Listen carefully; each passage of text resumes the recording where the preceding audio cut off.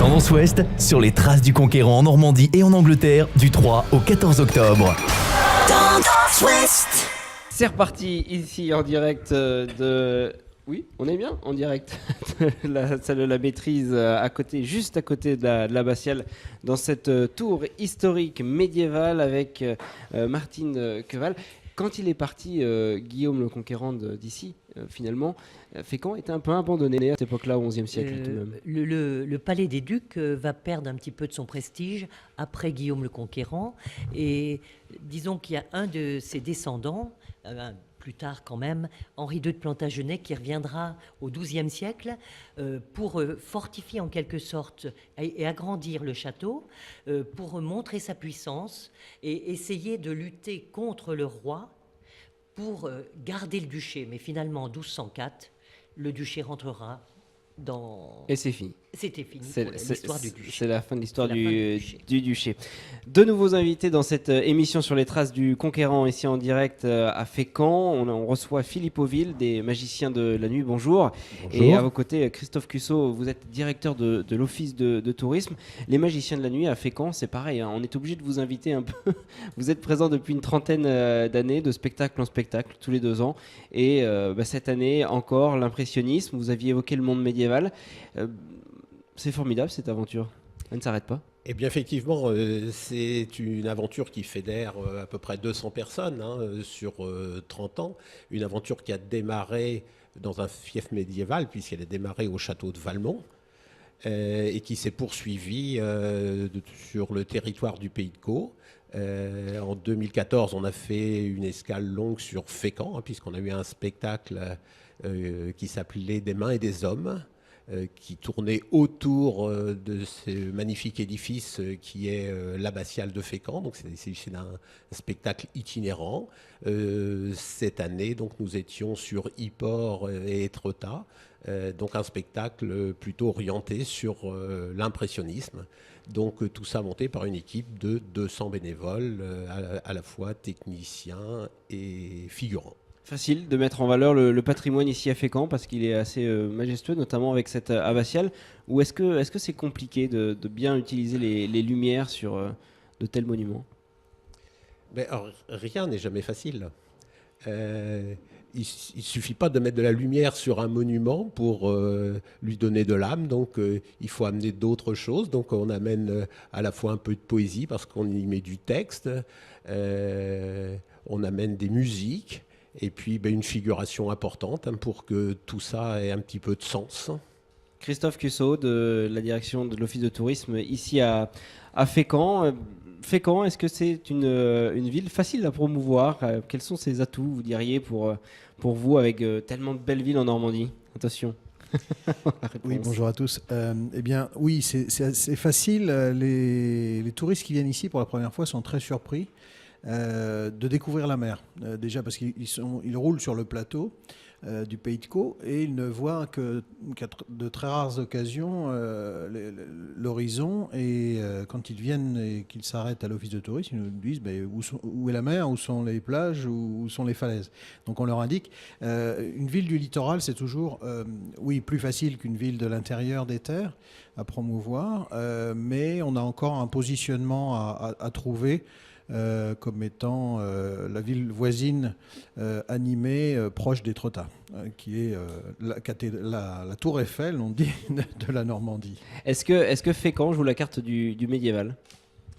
Bien sûr, ville d'art et d'histoire, ça fait plus de 30 ans maintenant que ce label est sur la ville. Et un des attraits de la ville de Fécamp pour les touristes, ce sont ces visites culturelles qui sont très bien développées par le service du patrimoine, que ce soit sur l'abbatiale, à l'intérieur de l'abbatiale, il y a tellement de choses à découvrir qu'à Saint-Étienne, qu'à la chapelle Notre-Dame du Salut, les gens nous disent mais qu'est-ce que c'est que cette petite église là-haut, perchée en haut de la falaise ? Et donc on leur précise qu'ils peuvent aller la visiter à pied ou en voiture, mais c'est bien sûr un thème à développer et on espère que le plan de développement du médiéval à l'échelle de la région va nous apporter de nouveaux arguments. Martine Queval, vous qui êtes guide conférencier ici à Fécamp depuis une vingtaine d'années, est-ce que vous voyez une évolution dans la demande des touristes vers le monde médiéval ? Est-ce que les questions sont plus en plus nombreuses à venir sur cette thématique-là? Les visites sont très, très bien suivies. Et puis nous avons aussi, avec le service du patrimoine, nous accueillons des enfants. Et en général, on compte à peu près par année près de 15 000 enfants qui viennent pour faire des ateliers. Vous avez des ateliers autour du médiéval, notamment par exemple l'écriture à la plume, le blason. On étudie les monstres dans la construction, après ils façonnent leurs monstres. Donc vous avez des ateliers sur le médiéval, mais il n'y a pas que le médiéval. On essaie d'élargir aussi. On a créé un atelier aussi sur l'archéologie, puisque le palais des Ducs, puisqu'on vient d'en parler, n'est qu'un palais en ruine maintenant. Eh bien, on l'a redécouvert par des fouilles archéologiques, et les enfants, on les emmène sur le lieu pour que eux se rendent compte qu'on peut découvrir des choses grâce aux fouilles. Ils vont faire leurs fouilles archéologiques. Donc Christophe Cussot, Fécamp, c'est aussi empreint d'impressionnisme, j'imagine. Vous êtes sur cette thématique-là également? Exactement. Cette année, c'était la 2e édition du Festival Normandie Impressionniste et la ville de Fécamp a organisé des visites à une exposition au Palais Bénédictine avec le thème du portrait qui était bien mis en valeur. Parlons-en 2 minutes du Palais des Bénédictines. Ce palais est quand même également emblématique de Fécamp. Pour nos éditeurs qui ne le connaissent pas, est-ce qu'on peut nous le présenter? Alors, vous avez fait un lapsus intéressant, ce n'est pas le palais des bénédictines, puisqu'on n'y trouve pas des sœurs bénédictines, on y trouve une liqueur. Et c'est un point de liaison avec l'ancienne abbatiale, avec l'abbatiale actuelle, l'ancien monastère des moines bénédictins. Puisque la recette qui date de 1510 a été reprise au XIXe siècle, par la famille Legrand et développée jusqu'à ce jour et cette liqueur continue d'être exportée partout dans le monde. Le Palais Bénédictine, c'est un des lieux les plus visités dans toute la Normandie, avec plus de 100 000 visiteurs par an. Philippe Auville, vous le connaissez bien ce palais. Est-ce qu'on peut imaginer un jour un son et lumière là-bas? Pourquoi pas? On avait fait, il y a déjà eu des spectacles son et lumière. Hein. Il y a eu une troupe qui s'appelle les Artisans du Rêve qui ont déjà fait des spectacles autour du Palais Bénédictine. Pour notre propre troupe, on a une petite réticence parce qu'on fait des spectacles avec beaucoup de public et on manque un tout petit peu de recul. Donc généralement, on a des spectacles au Monde des Gradins où il y a entre 500 et 1000 personnes. Là, on a petite difficulté technique. Et Philippe Auville, des Magiciens de la Nuit, vous montez des spectacles tous les 2 ans. Est-ce qu'on est déjà dans la préparation du prochain, 2018 maintenant? Pas encore. On est en train d'y réfléchir. Il faut savoir, on disait donc depuis 30 ans que nous tournons. Nous sommes plutôt en train de réfléchir à essayer d'essaimer et de permettre à d'autres troupes, peut-être jeunes, de partir un peu sur nos traces et leur permettre donc de développer des nouveaux projets.